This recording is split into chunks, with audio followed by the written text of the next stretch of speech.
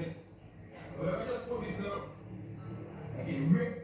I mean, I cut up a vegetable. Before we cut up a vegetable, I wash them nice and prep. And I take out onion, bell pepper, scallion, thyme, scotch bonnet.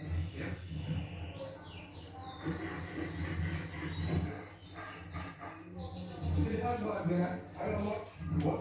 I work with it. Cut out the hot bars in a smaller piece. Set it the taste flavor, especially when it's easy with the garlic and pepper. So right now we have purple vegetable.